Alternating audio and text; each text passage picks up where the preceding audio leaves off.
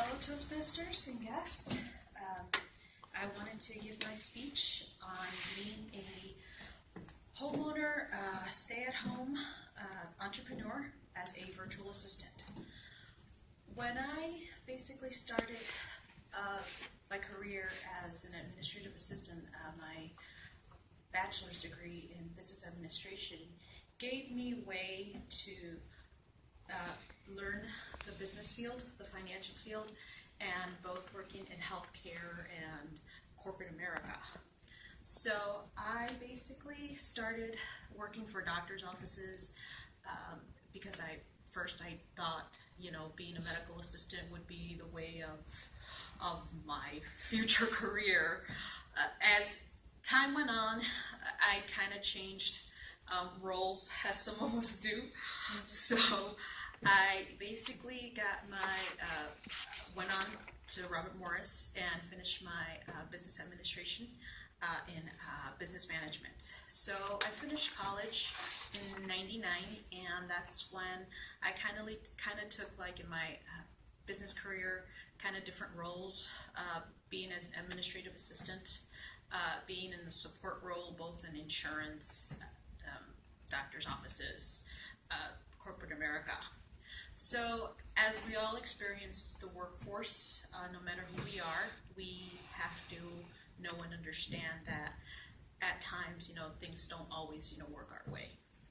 So as a point to mind, with all of my studying, with all of the skills that I attained throughout my work years, I decided to, within maybe about a year or so, when I heard about being a virtual assistant, work from home, I basically started doing some training courses by the Techie Mentor, one of my mentors, and also started doing various kind of Google searches, learning as much as I possibly can about MailChimp and webinars and things of that nature. So as I'm gearing myself up in this form of field, there's also things that come along the way. Unfortunately, in any area, we must be attentive of scamming. And I have been in this field a victim of scamming because obviously, in anything, you try to face, juggles and struggles and consequences. So as I'm learning how it is, that a virtual assistant gets paid, because you're a business owner. You do not just come home and you don't just get a paycheck. No, it's a various different style of paying. And the good thing about this field is that you can be here, in the U.S. while someone else in Japan or Switzerland, and theirs is midnight hours. You can work during the day because obviously it's midnight, sometime in the world. So my portion of my field is I basically attract money coaches, investors, and stockbrokers. I've been learning a vast majority of my field into the investment world.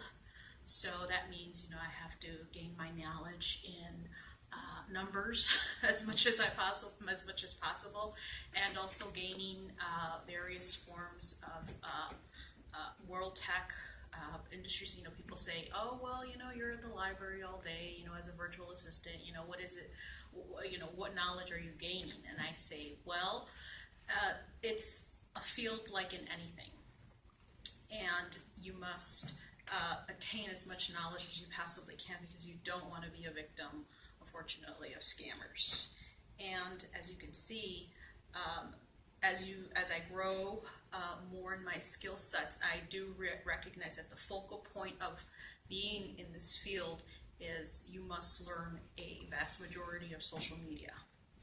And in social media, we also must know and understand that it's not just a focal point of just being on social media because you want to meet somebody, or basically at a focal point of a virtual assistant is that they must learn and attract people on media. So I'm learning about how I can monetize Facebook, LinkedIn, Instagram, and also to acquire new skills for the basic knowledge of this field. Also as well, if I encourage you to as well, get to know other virtual assistants and to hire one for your small business, particularly if you're starting now, or if you want to, go on vacation. You must always leave your business in the hands of a well-trusted individual, so that it can run smoothly, so that you can gain more income as you learn more. So, hey, this is Lori, setting out to side. Thank you for my most interesting speech. All right. Thank you so much. That was very educational. I never knew they had a title, virtual assistant. I like that. Usually I call it my nephew. He told me I used a Fitbit. I had to call him.